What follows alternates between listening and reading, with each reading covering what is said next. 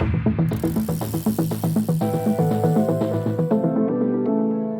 ruining your favourite cycling podcast? Sick of shallow bike reviews? Escape Collective is different. We deliver the content you crave without the distractions. We're member supported, and that means ad-free podcasts, independent and honest reporting, and real conversations within a passionate community. It's a better way to experience cycling media. Join us at escapecollective.com/join.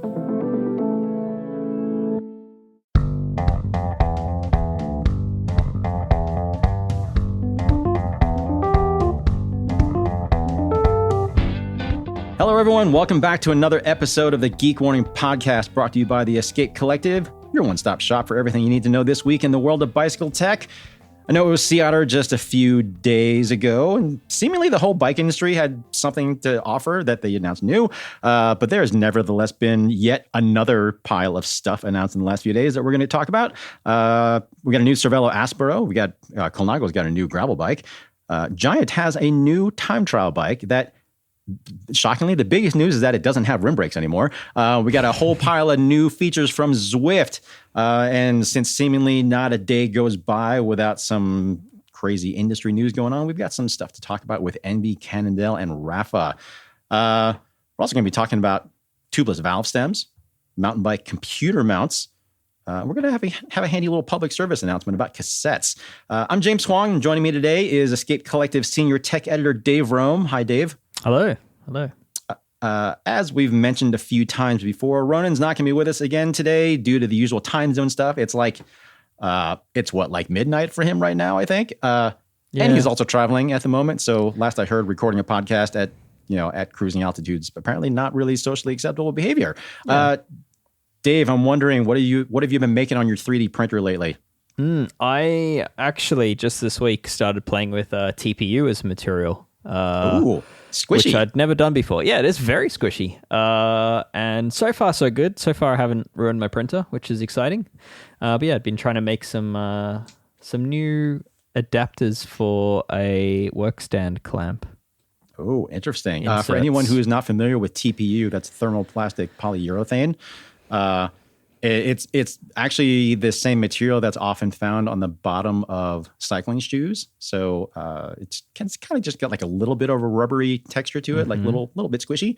But interesting. I guess we'll have to stay tuned for what you're making there. Dave, before we get into the news this week, we do have a quick corrections corner. Dave, what absolutely unforgivable error did you commit last week? I'm so ashamed by this. You should be. Yeah, I've just been in a corner, just shaking back and forth, rocking back and forth in regret. But I think I said that Enve Fray, their new endurance road bike, I think I praised it for having a round seat post, but it is not. It is actually the more aero post that is shared with the Melee, I believe. Is it shared with Melee, or am I about to cause another corrections corner for next week?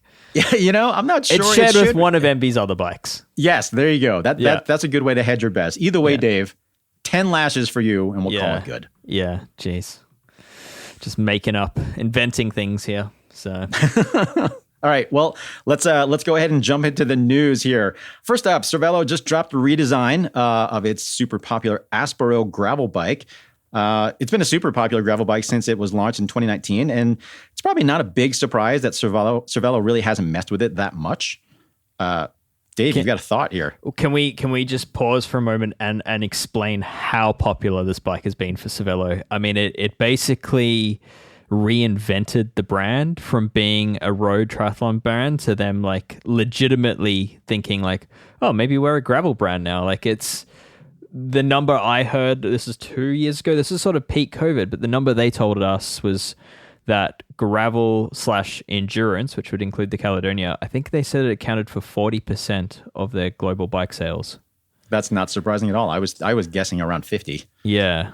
But given that we're coming from a brand that is, the leading brand in Ironman circles, for example, I thought that was quite a significant change of pace for a brand that had just entered gravel like 12 months prior to that figure, or 18 months prior to that figure. And You and I have both tested the original Aspero. You tested the Aspero 5, the higher end version that came out a little bit later. And it's really not that much of a surprise why it's been so popular. Like, it's maybe not the most like adventure ready gravel bike, but for most people and how they're riding gravel, like they kind of nailed it, I think. So Cervelo didn't really change a ton. As you'd expect, it's got a little bit more tire clearance. They're now saying it'll take a 700 by 45 mil tire, which is up from 700 by 40, or it'll take 650B by 47s. It's a little bit more comfortable at both ends, which is also a welcome change considering the old one was a little bit stiff riding. It's a little bit more aero at race pace.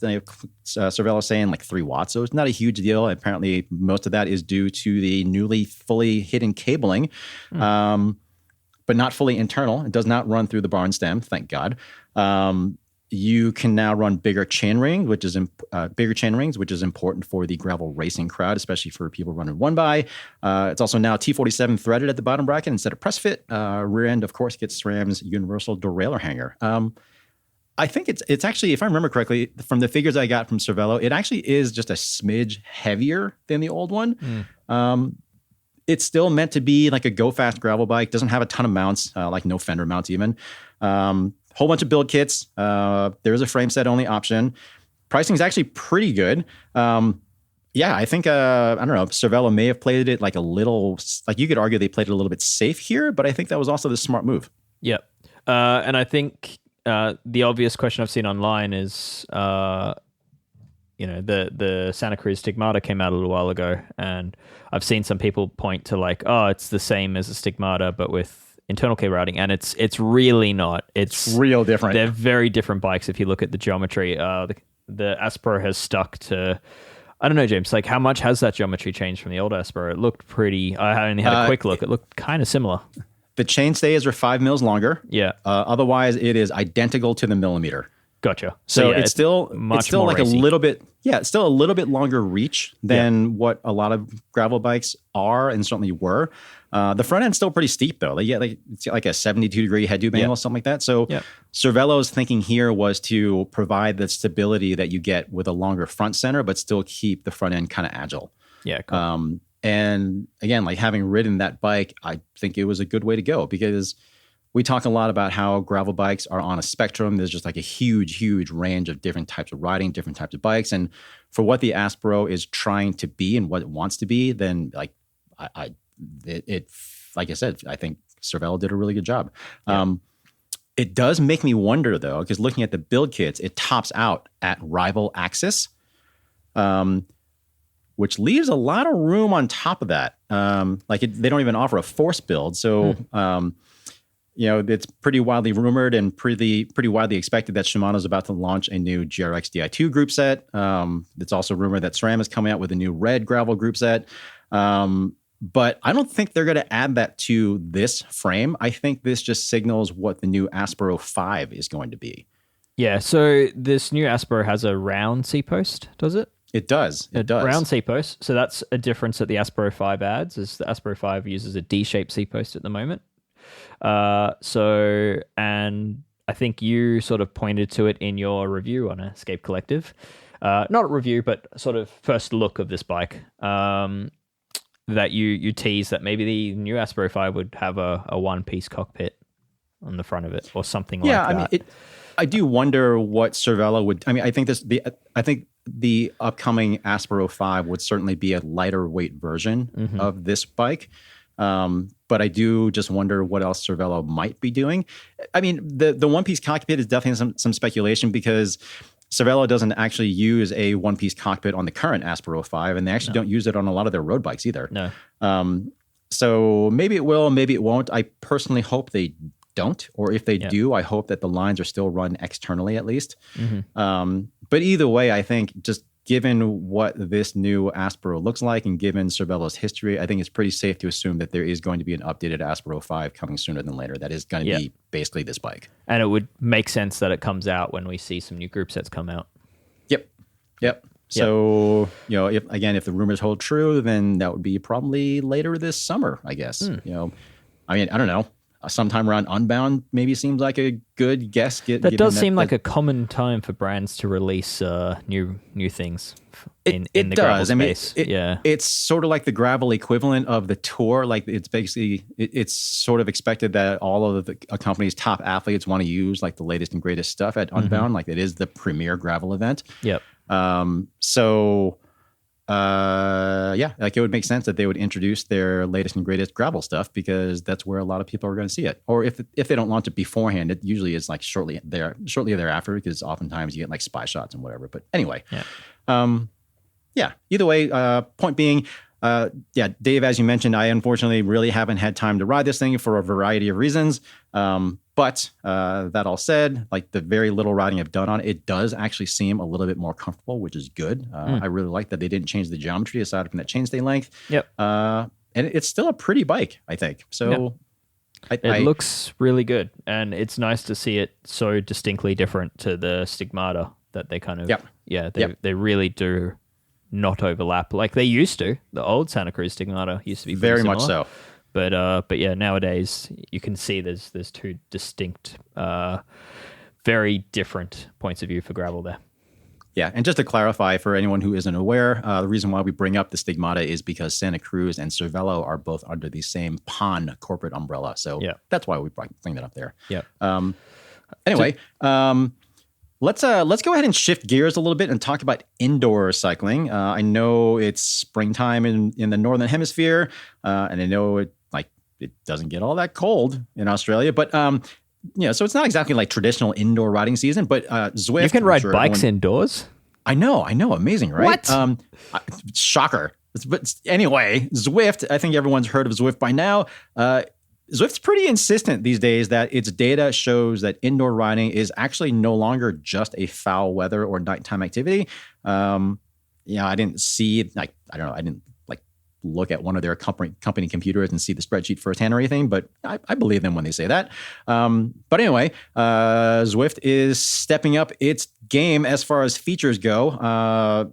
Couple things to note here. They have a new climb called the Grade. This is kind of interesting because for anyone out there who has done an FTP test, I think you can probably, if you haven't blocked it out of your memory because of how awful they were, they're not exactly fun.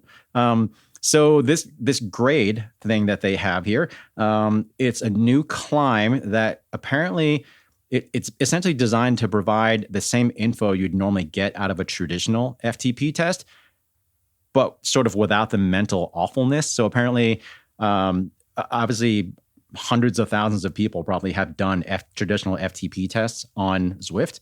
And in their sample groups and stuff like that, apparently they've done, supposedly the numbers that you get by riding this new Grade climb they correlate really nicely to a traditional FTP test. So that's kind of neat. So that's going to be rolling out. Might be now. Sorry, I don't remember the exact date.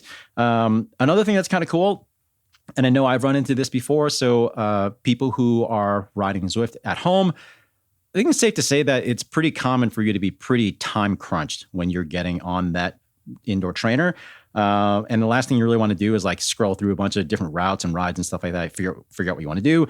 So Zwift has introduced a new feature called My List. It's basically a way that you can preload a bunch of rides and routes and training courses and stuff like that. So you are not scrambling to figure out what you want to do when you actually get around to getting on that bike. So it's like when you have a little bit more time, you can fire up the Zwift Companion app and browse around, sort of like what you do for Netflix or whatever. And then you can preload a bunch of stuff. And then when you actually are on your bike and you fire the thing up, you're basically ready to go. So it just takes a few minutes of futzing around out of the equation, which I think is nice. Another thing that is, I would say, kind of long overdue for a refresh. Zwift refers to this as their head-up display. It's all the info that you see floating around at the top of the screen.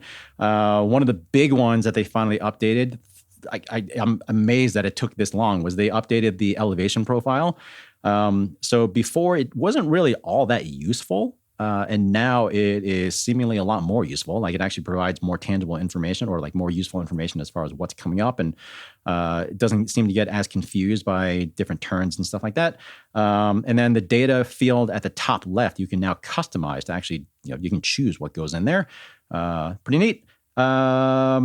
Last couple things, they've got a new API for third-party training software partners. So they haven't announced official partners because, well, I guess they just have a new API and they don't know if they have the partners yet. But anyway, so they're expecting that there will be better integration if you have a prescribed training plan from, I'd expect it'd be all the usual major players for training software.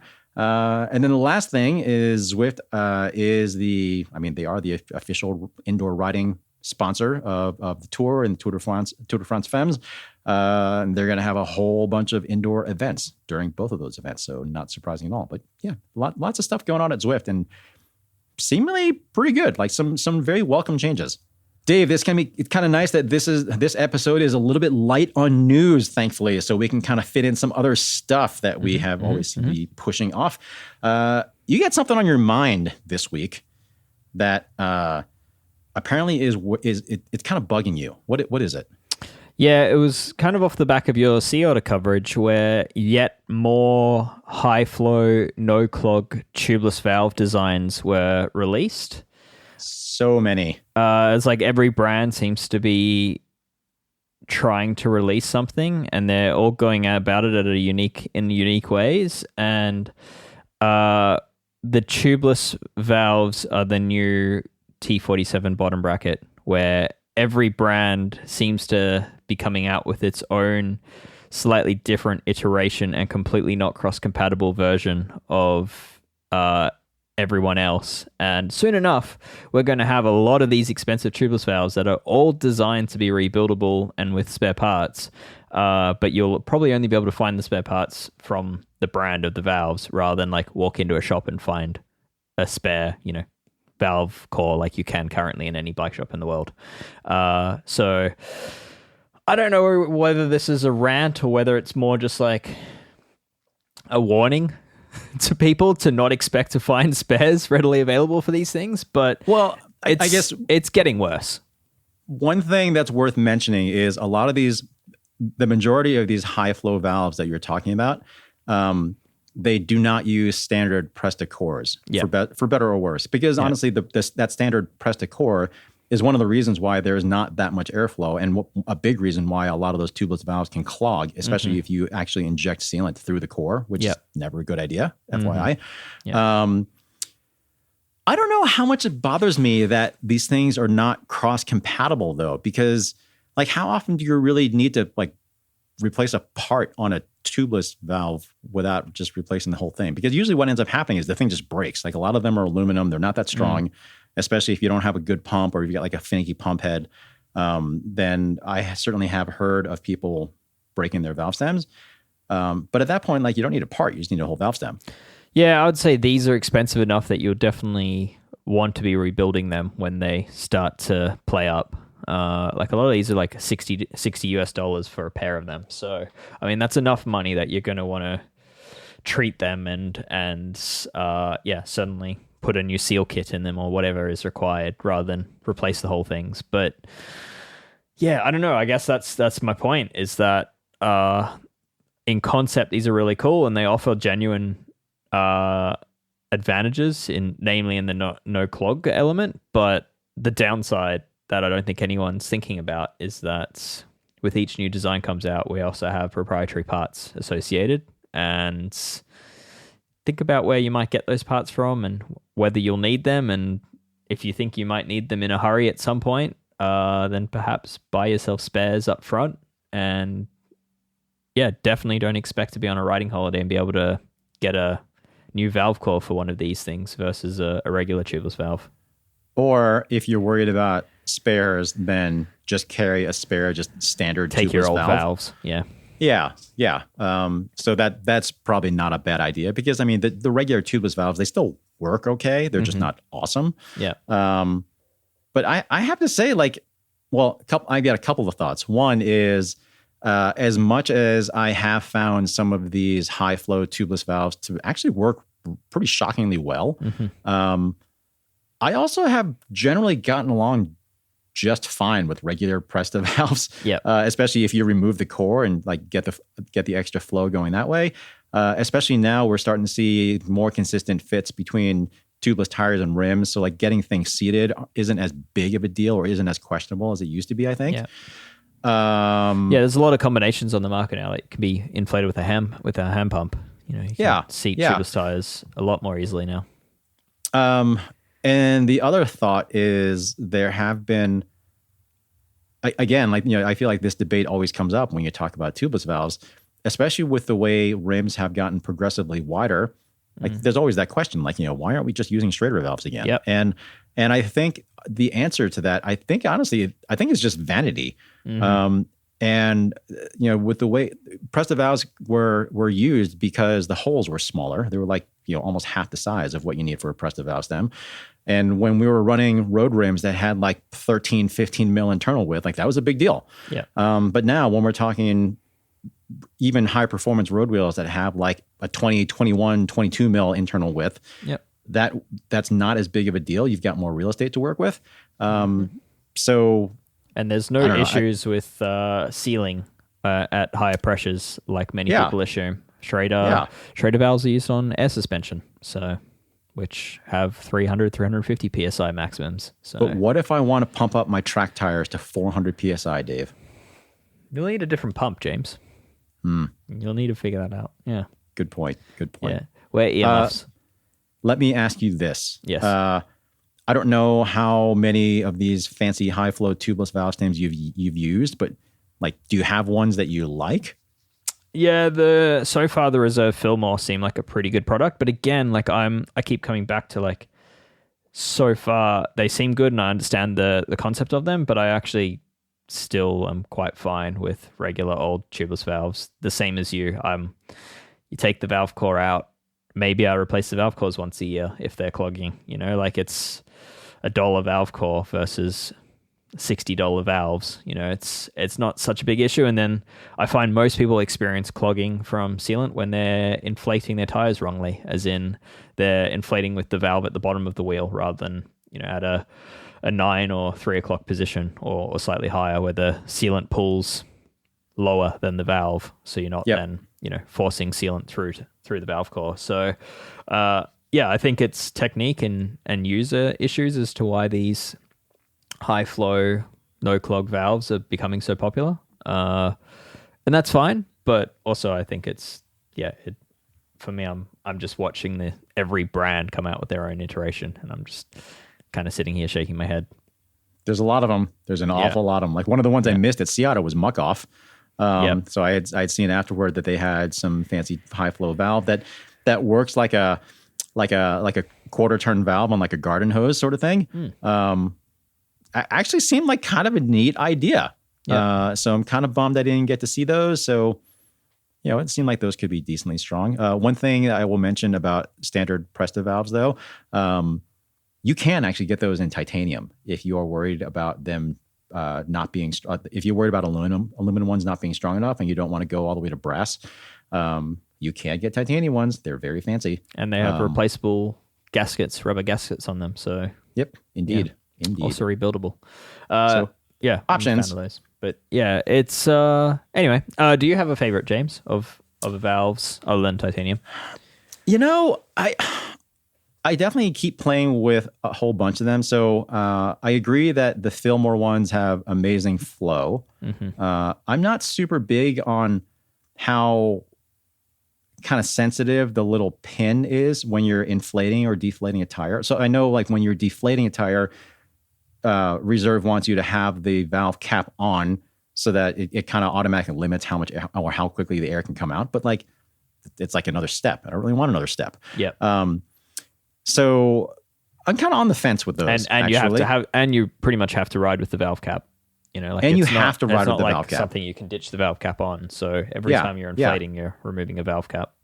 So that I'm not a big fan of. But they definitely have super high flow, and those are that's pretty good. I just got a set of these new Stan's No Tubes ExoCore valves, and is it ExoCore? I think Exocore. I'm pretty sure is what they're called, and They seem interesting, but those definitely have a bunch of proprietary parts. Yep. So I haven't tried those yet, but they seem promising. No Tubes did share with me some flow numbers that show that they are awfully good. I think they might actually be better than the Fillmores.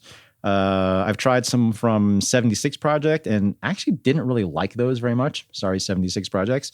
What else have I tried? Not really sure. I remember now, but I've tried a handful. But yeah, I kind of keep like the standard Preston ones for me, or at least again, like there is proper technique involved, and a lot of people either don't know or don't want to be bothered with or whatever. But I'm generally fine with those. Yeah, so. Same. I'm going to stick with the old stuff. And like you, I'd like to see a move towards Schrader at some point. I mean, to be clear, but Dave, big proprietary tubeless valve stem is going to be arguing against Schrader valve. Yeah. But Dave, I will say, of the bikes that you have currently in your possession that you own, that are tubeless, how many of them have tubeless Schrader valve stems? That would be 0. So, based on what you were just saying right now, what is keeping you from just drilling out those rims so that you can put in a standard tubeless Schrader valve stem? Because those are available. I see your point, James, and the benefits offered by tubeless Schrader are not enough for me to justify drilling my rims to force me to then be on tubeless Schrader. Fair. Okay. All right. Well. Yeah. Sorry, Dave. Didn't mean to put you on the spot. All right, let's take a quick break.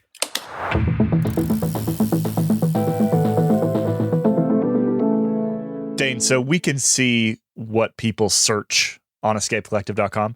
And one of the things that was recently searched, and I'd like you to explain, please, was Dane Cash Fantasy. Could you explain yourself, please? Is that true? I actually didn't know that. Wow. That's true. Well, we have this fantasy game that we have over at the website. It's our fantasy competition. We run it for, well, not just the Giro, we run it for basically all the Grand Tours.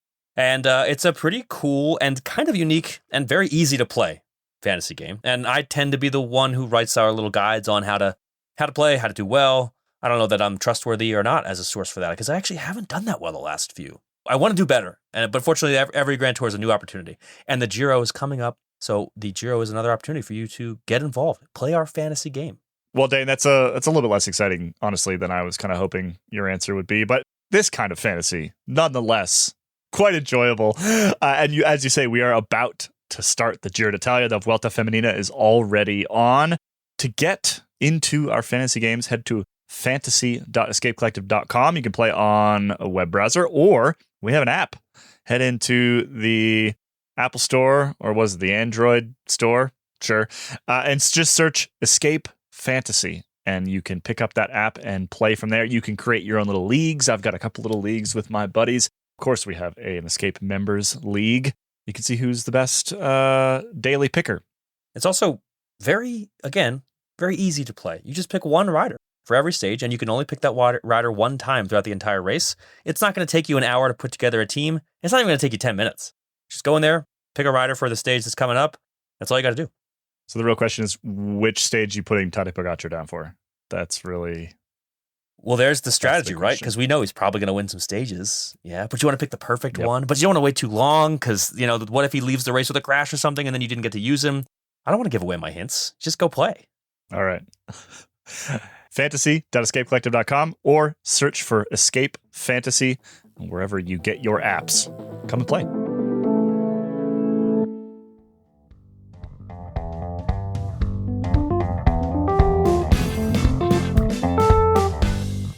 All right, Dave, another segment that we haven't gotten to do a whole lot because we just had too much news to talk about usually is Pick One, which I'm excited to talk about this week because we haven't gotten to do it in a while, and it's pretty fun. Well, we did it last week, but prior to that, we hadn't done it in a while. Okay, yeah, fine. We did do it last week, but there was a long dry spell there. There was. Dave, you picked the category this week. What is it? Did I? Didn't you? No, it was definitely you. Oh, it was me? Yeah. Oh, okay. All right. Well, I picked the category this week. I just forgot. Anyway, we're going to talk about computer mounts for mountain bikes. I know, like, for me personally, I used to be a pretty big fan of conventional mounts that would center the computer over the stem. But I kind of switched to stick-on mounts. I mean, I guess they're kind of popularly referred to as like enduro mounts or whatever. But these are stick-on mounts. They're usually more often than not, they're 3D printed, and they literally stick onto the top tube with fancy 3M, usually like VHB tape, just behind the headset. And I kind of like them there because I don't generally need to or even want to look at my computer while I'm riding mountain bikes. It feels a little bit more tucked out of the way and a little bit more protected. And like it still records all the data that I want and just records the ride. I've kind of gotten on with those pretty well. So I've used ones from 76 Projects and Leap Components. I've been pretty happy with both of those. Yeah, they look good. I've been meaning to try some and I haven't got around to it. So I am still in the camp of the center of the stem, which for that I use Barfly's MTB mount is my favorite, which is kind of a reverse out in front mount. So it points the computer mount backwards toward the stem and it sort of just hovers the computer above your stem. And that's what I use, except for bikes that I have like a one-up tool in the steerer tube, because that computer mount actually blocks access to the tool. So, so I think given that, I'm going to agree with you on even though I haven't used them, but the top tube mount to me does make the most sense for mountain bike applications. Let me ask you this, Dave, for that Barfly mount that you prefer, are you talking about the original one or the newer one that has the interchangeable pucks? The new one, the 4. Did you ever try the old one? Very briefly. Yeah. I'm kind of bummed that they only made that one in Garmin. Like those did not have interchangeable pucks. They were Garmin specific.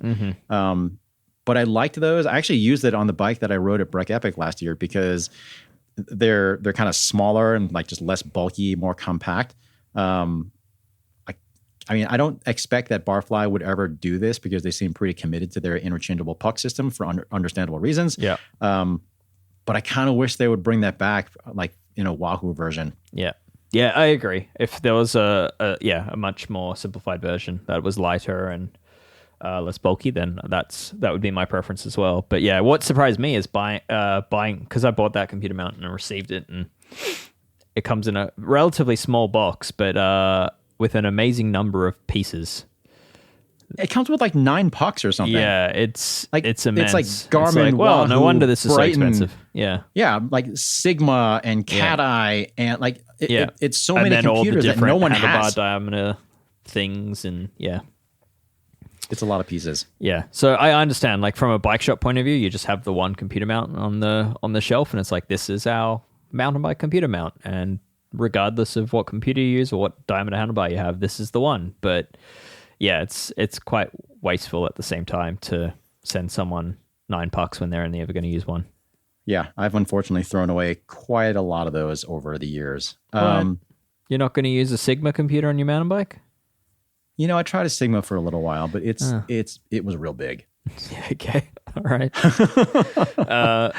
So yeah, I guess for anyone that's listening to this and wondering what the hell's wrong with the stock mounts that sit, computer out in the front of your handlebars, on a mountain bike, I mean, it's always going to be preference. If you like it that way, then go for it. But it is easier to see when they're out there. It is easy to see. On a mountain bike, one, it puts it in the firing line of riding through branches, or if you were to come unstuck and leave your bike, your computer is likely going to get hit.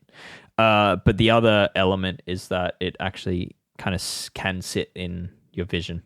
Not that you should be looking that close at your front wheel, but it kind of does sit in your line of vision. So those are the reasons for me as to why I avoid the out in front mounts on the mountain bike. Yep. Yeah. For me, it's really just been an exposure thing.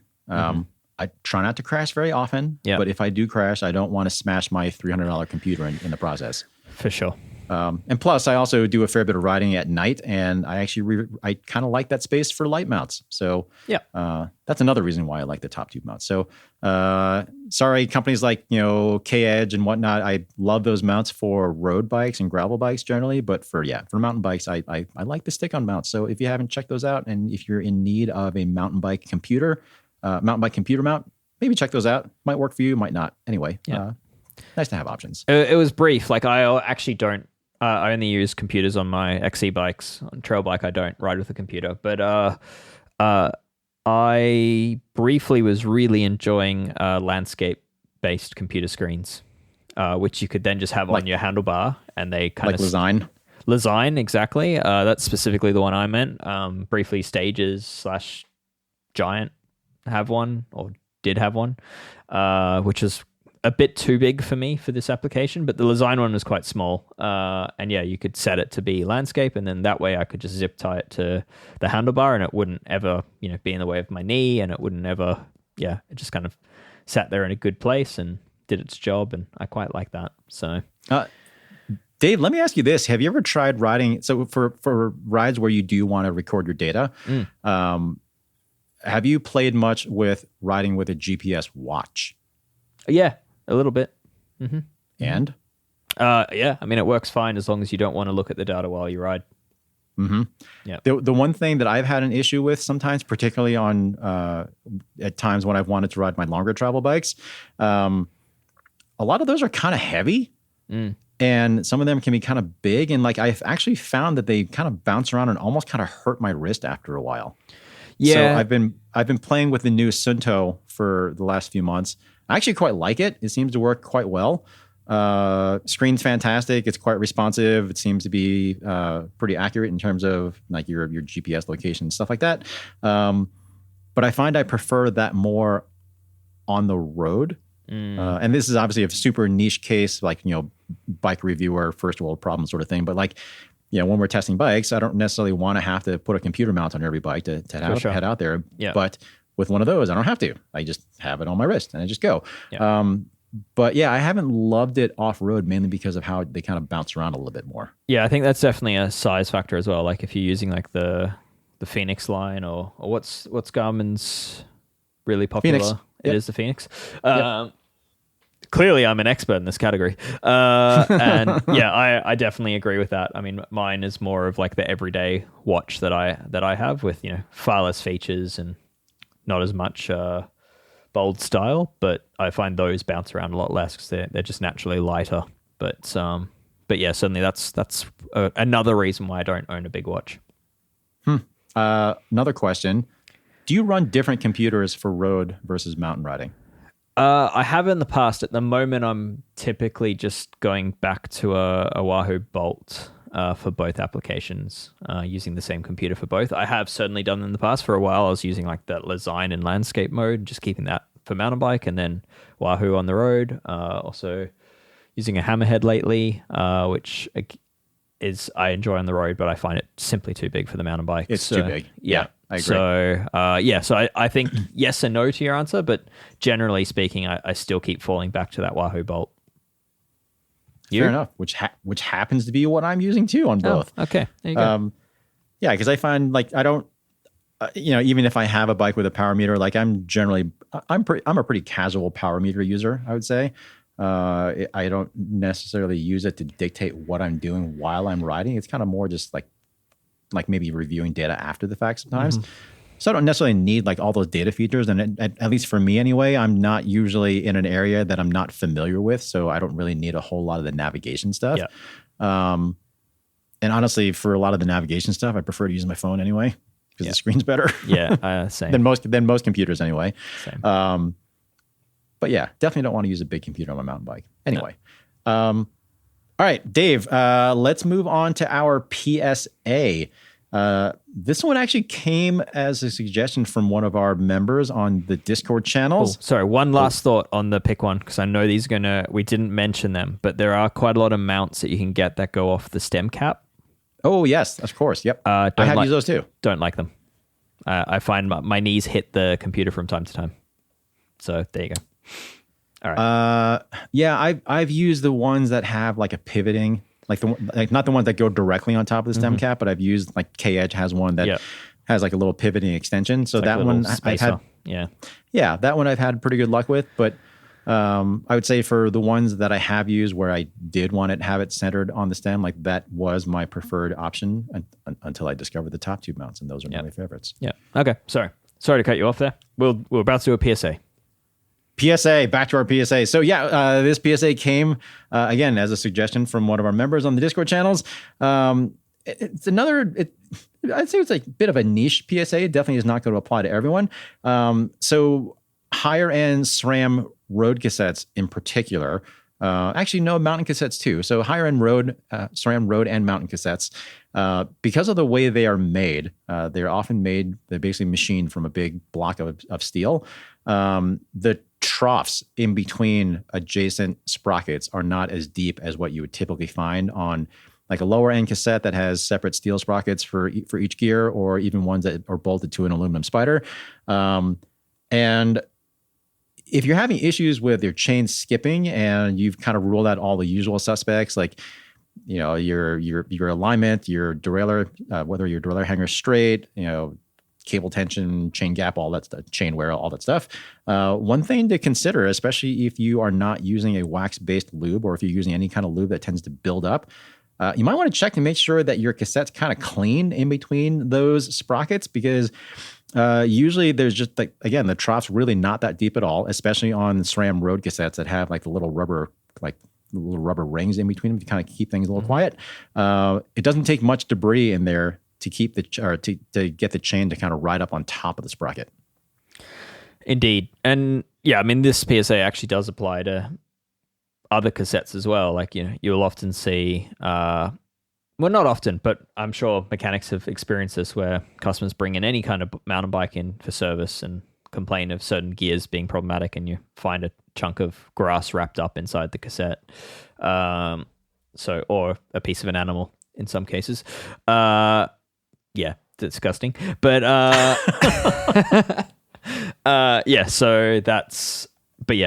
James says, it's specifically relevant to higher end SRAM, which just have that much less room in them for this. So I think that's a pretty good PSA. All right. Well, I think his tag, it was a J Francie 3, I think, something like that. Thanks for the tip. Yeah. James, any tips on cleaning said blockages? I mean, there's certainly all sorts of specialized like little plastic brushes that you can use for that.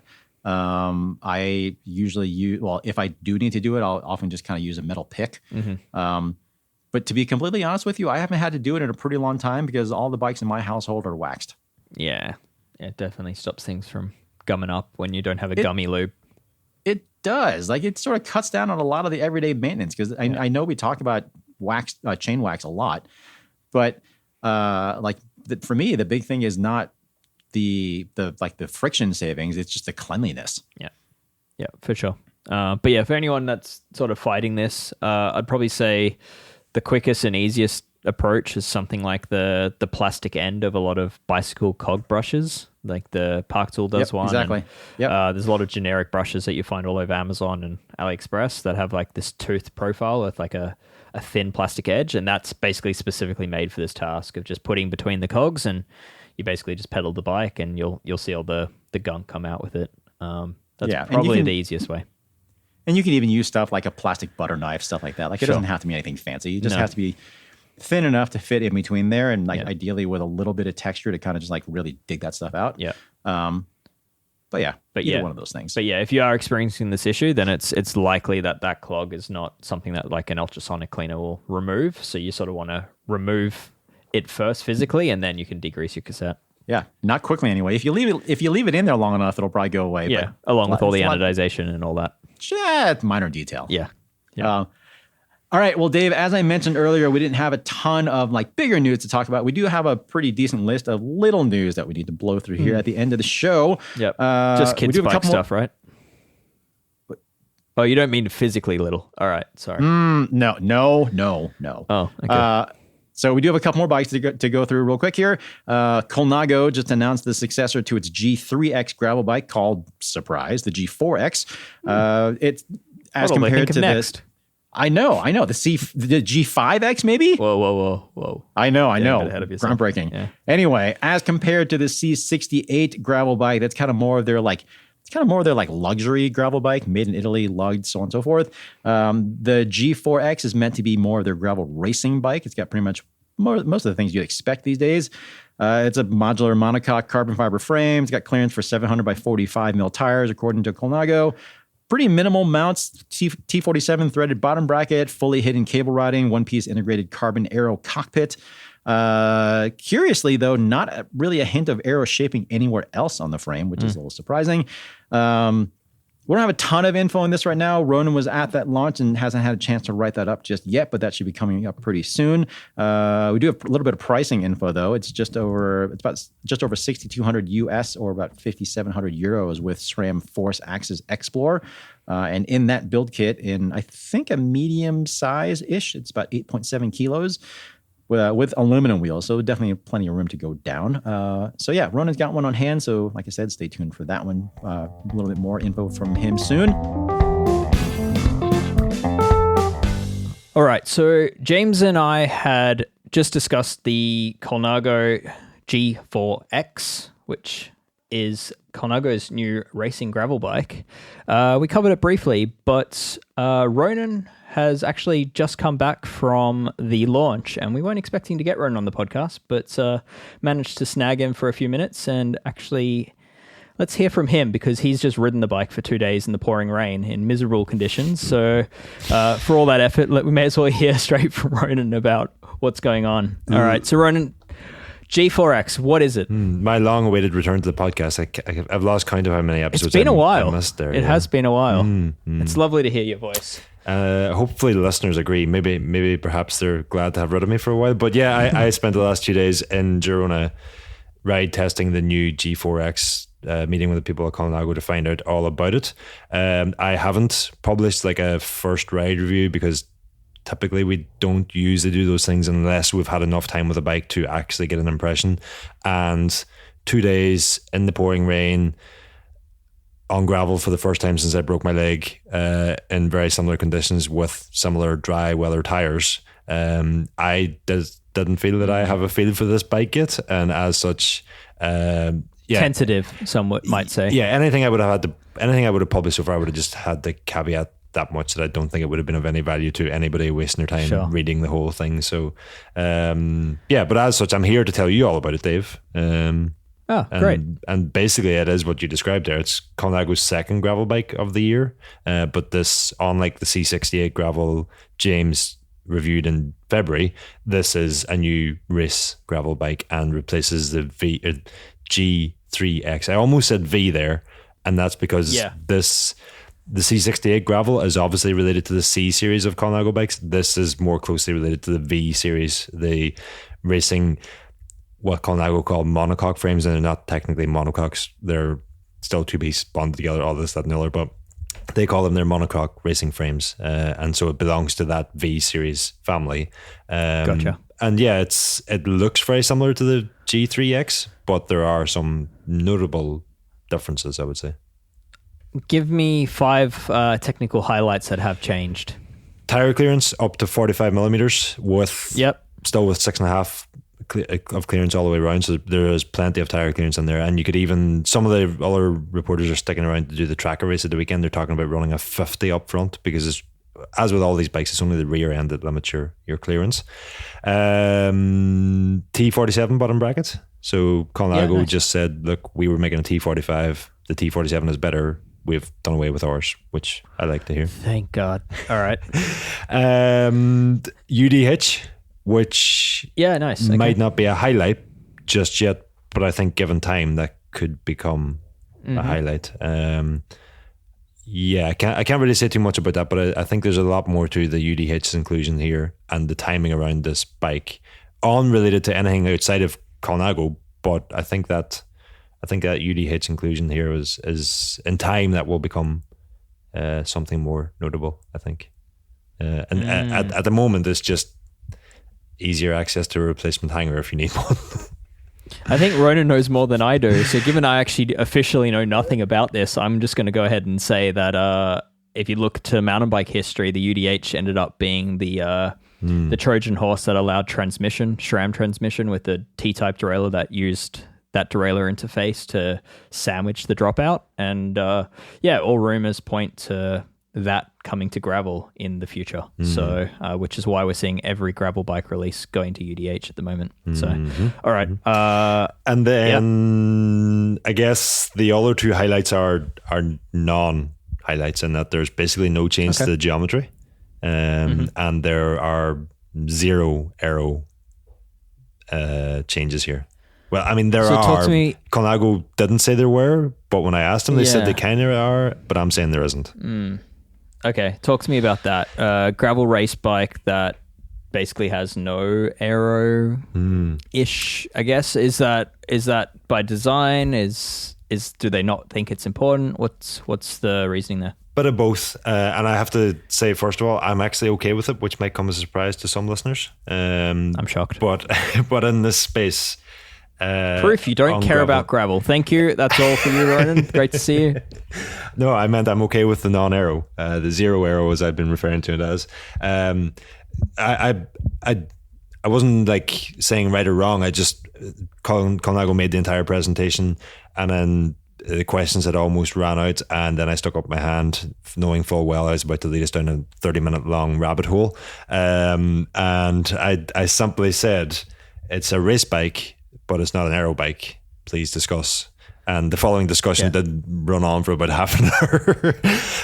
And basically what Colnago said was like, Colnago are actually going through quite a period of change at the moment. And I think some of the sort of the changes that the new owners and obviously the money that they brought in are actually facilitating some of this. And they straight away, the Davide who was doing the presentation, who had a product at Colnago, then explained, well, here, look, I am actually an aerodynamic engineer or an aerodynamist, I can't remember exactly what he said, and beside me in Cambiago is a CFD analyst who we hired full-time in-house, and we do look into all these things, but ultimately we decided for a race gravel bike, the compromises, his words not mine, the compromises that introducing aero brings weren't worth the extra speed that we thought they would deliver in a race where most competitors are probably averaging around 25 to 30 kilometers per hour. To which I can understand, but I do also think if you could get that free speed, regardless of what speed you're going, especially if you're going to be out there for 200 miles like some of these races, the gains will stack up.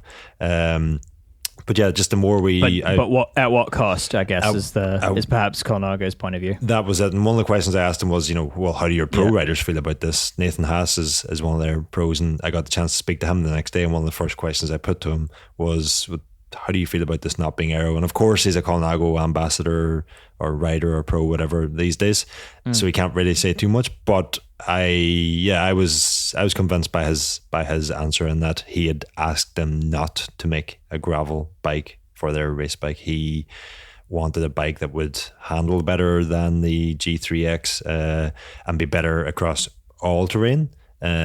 Because his opinion was, look, if you save 10 watts an aero or whatever it is, or if you save 2 seconds on a flat straight section, of course we're doing 40k an hour, but you lose double that, or you expend twice as much energy accelerating out of corner where you've lost a lot of speed because the bike doesn't handle as well, then it's pointless. And his experience of gravel aero bikes, he said, hasn't been enough to convince him that he wants aero on his gravel bike yet. And I think where that's most obvious is the new bike is internal cable routing, which whenever I said it's not an aero bike, Colnago did point out, well, we've hidden the cables and the hoses. It's electronic and mechanical compatible, so hoses or cables.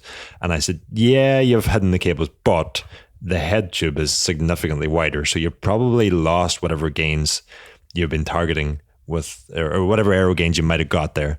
And their response to that was also quite good, in that they said, well, look, we had to do that because if we wanted to increase the top bearing to 1.5 inches, because that meant by going internal cable routing, we wouldn't have to also introduce a proprietary stem that would lock riders into using that stem. So riders are pretty much free to use whatever stem they want.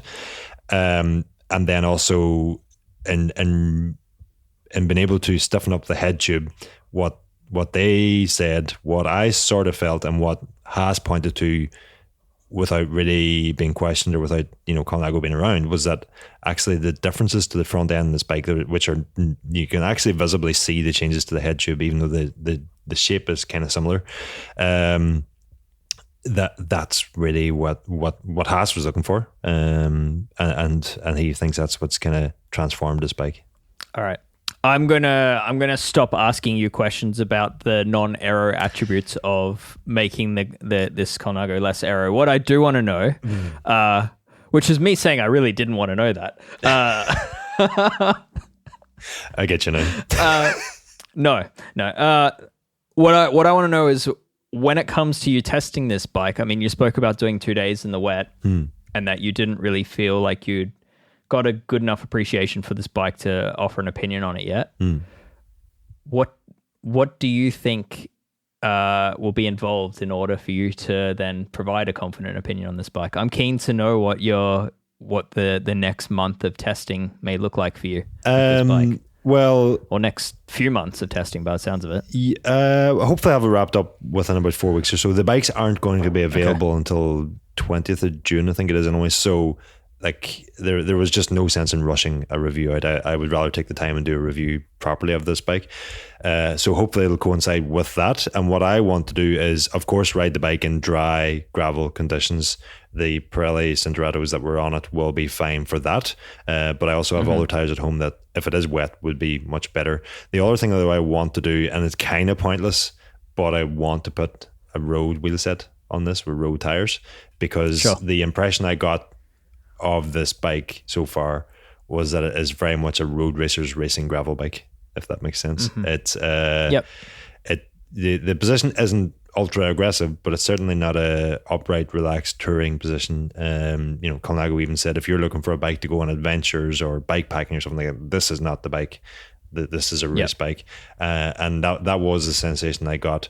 The other thing I want to sort of try is not cyclocross racing, obviously, because it's not the time of year for it, but certainly our local cyclocross course and stuff, because the name actually is G for gravel, 4, that's a sort of racing family, X for cyclocross.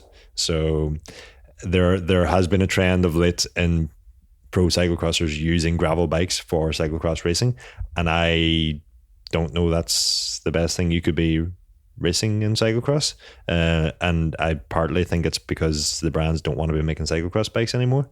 So this is an opportunity for me to see, well, Colnago have said it's a gravel and a cross bike, can it be both? And I don't expect any sort of, can a gravel bike be a cross bike how-to guide or something like that from me, but that's one of the things I do want to look at also. Yeah, okay. You'll just link off to the equivalent GCN video to answer that question. I mean, yeah, it's already been answered, so there's no sense in me trying to. Nice. All right. Anything else you wanted to talk about with the bike? There's something about it as well. Obviously, with Colnago, you're expecting a nice paint job. I give them a hard time for dropping the art decor. That's not something they want to do anymore. I give them such a hard time. They may be going home to Italy to reconsider that. But this bike does look pretty good also. But just something about the proportions of it as well. And my particular bike fit doesn't lend itself to making a beautifully proportioned bike. Forward saddle and pretty low saddle, and but this bike just aero bars. Yeah, but this just looked good to me. Okay. And I think one of the other notable things about it, there isn't really there's nothing like stand out special about it. There's no frills attached, but I mean that in sort of just a positive way. Like it's a bike that could have passed us by without us talking too much about it. And here we are recording a second segment of this podcast for it. I don't think there's any reason for that other than just the way things went. But it's probably not a bike anybody's going to be jumping up and down about or riding home about. But I think it's interesting all the same. All right. Well, yeah. One to stay tuned on, and we'll have a write up on that when Ronan has ridden it enough and has tried it with enough different wheels. But thank you, Ronan. You're welcome. I avoided saying it's Colnago's cheapest bike because it's not cheap. Is it? At the moment, I think yes. Oh, You know, with what parts? So I was riding the Force equipped bike, which is obviously not the most expensive build either. And actually in the UK, unfortunately, customers in the UK will not have access to the SRAM Red or SRAM Force or SRAM Rival builds of this bike. They're just not available there, and I don't know if that's because that's what the distributor has decided, or if that's because something else is coming that's going to replace those group sets or what. I don't know, but yeah, the entry level version of this bike is Shimano GRX with Fulcrum Rapid Red 900s, and it starts at £4,500, €4,300, $4,700 or thereabouts, US dollars For a complete bike. for a complete bike. Which I mean, Oh, okay. yeah, I wasn't going to get into this. Now I am into this, but because that's not a cheap bike, but it's the lowest priced Colnago Less bike. than other Colnagos. Yes, yes. All right. Well, thank you, Ronan. Yeah, sounds interesting, and more to come on that one. But all right, from there, on with the show. Thank you. I'll go back to my hotel room in San Marino here.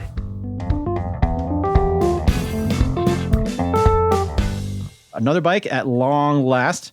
I don't even know how long it's been now. So Giant has redesigned its Trinity Aero time trial and triathlon bike, which finally, it almost blows my mind that it still uses these. It's now finally disc brake equipped. So the rim brakes are gone.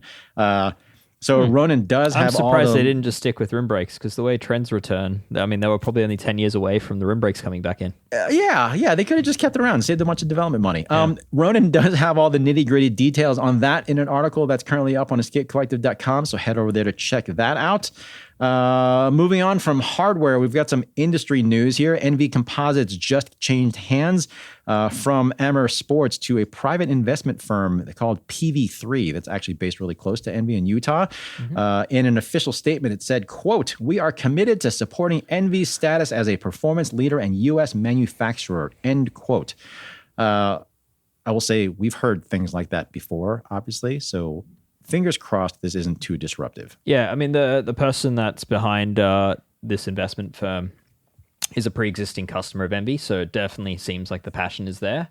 And I would say Enve, there's been a lot of question marks over Enve's future for quite a few years, ever since the Mavic dramas from within Amer Sports. And it sort of was like, you know, I guess quite a few people in the industry were waiting to see where Enve ended up, because it didn't seem like the best fit of Amer Sports. And Amer Sports has been sort of selling through a lot of its brands, like Sunto, for example, sold a year or two ago. So, And Amer Sports is primarily a soft goods brand. Yeah, exactly. So Enve was kind of the odd duckling there, especially when they got rid of Mavic. So it's hopefully this is good news, and hopefully they have a very solid future ahead. We'll see.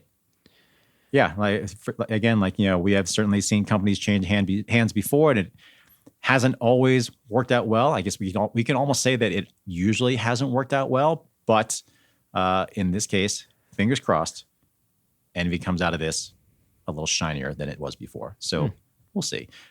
Dave, what is going on at Rapha, though? Because that doesn't sound quite as rosy. Yeah, Rapha's definitely reducing its workforce at the moment. I mean, they have had, like many, a slump in sales. And they have offices. Their North American head office is in Northwest Arkansas in Bentonville. And that office has been closed now with quite abruptly. Yeah, quite abruptly, with 6 of the 8 staff based there being let go. It seems, I don't know what the other 2 staff are doing. I assume they're working from home now, because Rapha is still claiming that Bentonville is still the home of its North American offices, even though they don't seem to have an office anymore. Like if you wanted to ship something to Rapha's North American office, like, does it just go to somebody's house now? Yeah, who knows? It just it's a PO box. Yeah, someone's garage. I don't know exactly what's happening there. There's some question marks around that, but they've also consolidated their English-speaking customer service has been outsourced to a company within the UK now. So some changes at Rapha, definitely cost-cutting changes. I guess it's worth reiterating that it's part of the Walton family, Rapha. It's the two grandsons, Stuart and Tom Walton. They are behind the RZC Investments, which also owns part of Wahoo and Allied. And they purchased Rapha in 2017 for a rumored $260 million US. And they've done a pretty good job of raising the turnover of Rapha in the subsequent years. I think when they bought it, it was sitting around about 40 million turnover, annual turnover, and it's now almost triple that. But yeah, I mean, certainly things aren't as rosy as they perhaps were a couple of years ago. So, I mean, I know this is sort of our short news segment, but I do feel like this is maybe worth a little bit of discussion because, Rapha was definitely a super innovative, and I would classify them as a game-changing brand when they first came out under the original founder, Simon Mottram. Different aesthetic, certainly different vibe, different, like very, very super effective marketing, very strong graphical imagery, stuff like that. Rapha certainly has a lot more competition in that space now than they used to. I mean, they definitely established the category, but basically everyone's in that category now. And in an effort to expand their market base, I almost kind of wonder if Rapha has kind of lost some of that mojo or lost some of that identity. I mean, I can understand why they've had to abandon that because they did need to get bigger. Because for a long time, like Rapha was not making money. I don't know if I'm not sure if they ever really made money. But yeah, so they're not really the innovator that they once were. They are in a category that is far, far more competitive than it used to be. But the stuff is still good. Like the stuff that I've ridden from Rapha, the stuff that I've worn from Rapha is still very good. Like the tailoring is really good. And interestingly, the mountain bike stuff that they've come out with is like stupidly good. So I was actually on a group mountain bike ride a few weeks ago, and no joke, every single one of us had some piece of Rapha gear, which blows my mind because like the other guy, well, no, not really. Because the other guys that I was riding with, like they were very, very much not typical Rapha customers, I would say. Gotcha. So Rapha they do a lot of sales. So they all those guys did buy the stuff on sale. But they also all agreed that the stuff that they bought is really good. Like I said, like the mountain bike stuff, it's shockingly good. It's really, really well tailored. It looks like grown-up stuff. It's not like these crazy patterns or like, kind of like repurposed moto gear or anything like that. But yeah, I just kind of wonder where Rapha is going from here. Like the office closing in Bentonville is certainly not a good sign, and then consolidating the customer service also isn't a good sign. Maybe this is what they need to do to kind of move forward. I don't really know. Like it just makes me wonder what the future is for them.